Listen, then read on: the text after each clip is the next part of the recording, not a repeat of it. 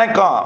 இன்றைக்கு 2026 ஏப்ரல் 20 திங்கட்கிழமை. சூரியனின் குத்துக்கதிர் விழக்கூடிய இடங்கள் மற்றும் அதாவது நிழல் இல்லாத இடம் எது? நண்பகலிலே 12 மணி 17 நிமிடத்திலிருந்து 20 நிமிடம் வரைக்கும் உள்ள அந்த உச்சி நேரத்துல நிழல் விழாத இடம் எது? ஆய்வறிக்கையில் பார்ப்போம். இன்றைக்கு சூரியன் குத்துக்கதிர் விழக்கூடிய இடம் சரியாக சொல்ல போனால் மயிலாடுதுறை மாவட்டம் மற்றும் கடலூர் மாவட்டம் சந்திக்கக்கூடிய இடமாக அமையும். அதாவது மயிலாடுதுறை மாவட்டம் கடலூர் மாவட்டம் சந்திக்கக்கூடிய கொள்ளிடம், பழையாறு, திருமுல்லை வாசல், சிதம்பரம், பிச்சாவரம், பரங்கிப்பேட்டை, புவனகிரி மற்றும் அப்படியே அந்த காவிரி கொள்ளிடம் கரையோர பகுதி தொடங்கி மயிலாடுதுறை மற்றும் சிதம்பரம் இடைப்பட்ட பகுதின்னு சொல்லலாம். இந்த பகுதி மையமா வச்சு கொஞ்சம் காரைக்கால்ல இருந்து கடலூர் வரைக்கும் சூரியன் குத்துக்கதிர் விழும்.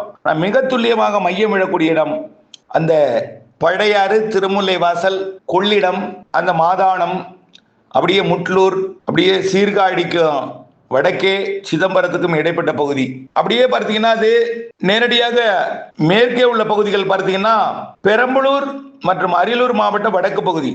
சீர்காழியிலிருந்து பெரம்பலூருக்கு நேரடியாக ஒரு கோடு போட்ட எந்தெந்த வழித்தடம் அமையுமோ அதெல்லாம் சீர்காழி அப்புறம் பெரம்பலூருக்கு இடைப்பட்ட பகுதிகள் எல்லாமே அமையும். அப்படியே பார்த்தீங்கன்னா நாமக்கல் தலைநகர் பகுதி இதெல்லாம் சூரியன் குத்துக்கதிர் விழக்கூடிய பகுதி.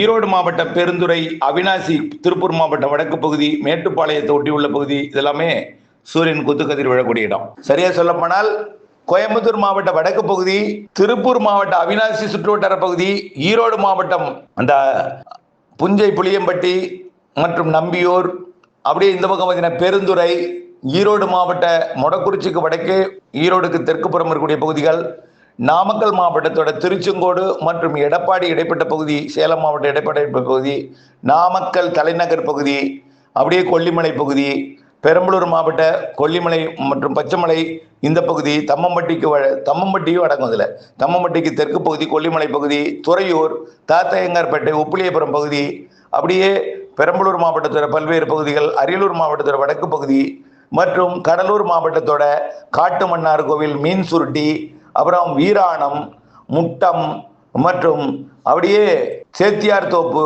அதற்கு தெற்கே உள்ள பகுதிகள், அப்புறம் அப்படியே மணல்மேடு, சீர்காழி, சிதம்பரம், அப்படியே அது வரைக்கும் இந்த இடைப்பட்ட பகுதியில் இன்றைக்கு சூரியன் குத்துக்கதிர் விழ இருக்கு. இது அப்படியே கோழிக்கோடு, கேரளாவில் கோழிக்கோடு, அதாவது தமிழ்நாட்டில் சிதம்பரம், பிச்சாவரம், பழையாறு, திருமுல்லை வாசல், அப்படியே சின்னக்கரமேடு, அப்படியே பரங்கிப்பேட்டை மற்றும் இந்த பகுதி, அதிலிருந்து கோழிக்கோடு, மாகே இந்த பகுதி வரைக்கும். அப்படியே மாகேயோட கோழிக்கோடு தான், மாகே போகக்கூடாது, கொஞ்சம் தெற்கு பகுதி. இந்த பகுதி சூரியன் குத்துக்கதிர். இந்த பகுதியில நண்பகல், அதாவது உச்சி 12 மணிக்கு அமையாது. நண்பகல் நம்ம உச்சி 12 மணின்னு சொல்றோம். ஆனா இன்றைக்கு உச்சி நேரம் எப்படின்னா 12 மணி 18-19 நிமிடம். இந்த நேரத்துல அதாவது இங்க 17 நிமிடம், 18 நிமிடம், 12 மணி 18 நிமிடம், உள்ளே 19, 20 கேரளா, 12-20 இப்படி அமையும்.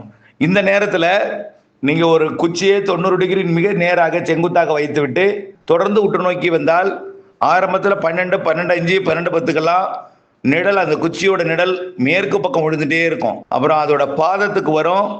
சரியாக 12 மணி அந்த 18-19 நிமிடத்திற்கு அது அப்படியே பாதத்தில் விழுந்து நிழல் இல்லாத ஒரு இடமாக அந்த குச்சியின் நிழல் அந்த குச்சியின் மீது விழுந்துடும். இன்றைக்கு இந்த ஊர்ல 2 பக்கமும் சூரியனோட வெயில் விடும்.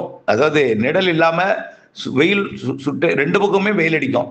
அதாவது இப்போ வீட்டோட துணியெல்லாம் உலர்த்தும் போது பார்த்தீங்கன்னா இது வரைக்கும் நீங்க வடக்கு பக்கம் நிழல் அடிச்சது, தெற்கு பக்கம் துணி உலர்த்துவீங்க. இன்றைக்கு இந்த இடத்துல 2 பக்கமுமே வெயில் அடிக்கும், நிழல் இருக்காது. நாளைக்கு கொஞ்சம் தெற்கு பக்கம் நிழல் விடும், நாளை மறுநாள் கூடுதல் தெற்கு பக்கம் நிழல் விடும். கொஞ்சம் கொஞ்சமா தெற்கு பக்கம் நிழலோட நீளம் கூடும். வடக்கு பக்கம் தொடர்ந்து ஆகஸ்ட் வரைக்கும் வெயில் அடிச்சுட்டே இருக்கும். உங்கள் இல்லத்தோட வடக்கு பக்கம் ஆகஸ்ட் வரைக்கும் வெயில் அடிச்சுட்டே இருக்கும். ஜூன் மாதம் 21ஆம் தேதி முழுமையாக வடக்கு போன பிறகு இந்த நிழலோட நீளம் கூடி இருக்கும். தெற்கு பக்கம் விழக்கூடிய நிழலோட நீளம் கூடி இருக்கும். படிப்படியா நெருங்கி வர நிழலோட அளவு குறைந்து பிறகு அடி பாதத்துக்கு வந்துடும். அப்புறம் ஆகஸ்ட் மாதம் முதல் வாரத்துல ஆகஸ்ட் 15 தேதி ஒட்டிலாம் என்ன ஆகுன்னா, அப்படியே சூரியன் குத்துக்கதிர் தமிழ்நாட்டில் விழும் பொழுது அதோட நிழல் அதன் பாதத்திலே விழுந்துடும். அப்புறம் தெற்கு நோக்கி பயணித்த பிறகு நிழல் வடக்கு பக்கம் விழ தொடங்கிடும். டிசம்பர் மாதம் 21ஆம் தேதி மிக நீண்ட ஒரு நிழலாக வடக்கு பக்கம் விழும். டிசம்பர் 21க்கு அப்புறம் கொஞ்சம் கொஞ்சமா வடக்கு நோக்கி வர மார்ச் மாதம் ஒரு கொஞ்சம் கொஞ்சமா குறுகும், நிழலோட நீளம் குறுகி அப்புறம் பாதத்துக்கு வந்துடும். இந்த மாதிரி ஏப்ரல் மாதம் இந்த நேரத்துல பாதத்தில் வந்துடும், நிழல் இல்லாத நாளா இருக்கும். இதே மாதிரிதான் சூரியன் குத்துக்கதிர் 23 டிகிரி தெற்கு, அதாவது மகர ரேகைக்கும் வடக்கே கடக ரேகைக்கும் 23 டிகிரி வடக்கு கடக ரேகைக்கும் இடைப்பட்ட நிலநடுக்கோட்டை மையமாக வைத்து வடக்கே 23 தெற்கு 23 டிகிரி பயணிக்கிற காரணத்தினால்தான் இந்த பருவமழை பருவ காலங்கள்லாம் ஏற்படுது. மழைக்காலம், கோடைக்காலம், குளிர்காலம் ஏற்படுது. இதனால பூமி 23 டிகிரி சாய்ந்த நிலையில் சுற்றுற காரணத்தினால சூரியன் குத்துக்கதிரும் இடம்பெயர்கிறது. வெயில் அடிக்கிறவுடைய இடமும் குறைந்த அழுத்த பகுதி ஏற்படக்கூடிய இடமும் மாறி மாறி அமைந்து மழைக்காலம், குளிர்காலம், பனிக்காலம் எல்லாமே மாறி மாறி ஏற்படுகிறது என்பதை நீங்கள் ஆய்வின் மூலமாக உணர்ந்து ஆய்வு மனப்பான்மையை மாணவர்களுக்கு தூண்டிவிட்டு அவர்களும் அறிவியலின் உண்மையை உணர்ந்து ஆய்வு மேற்கொள்வதற்கு ஒரு தூண்டுகோலாக அமைந்திட கேட்டுக்கொள்கிறேன். நன்றி.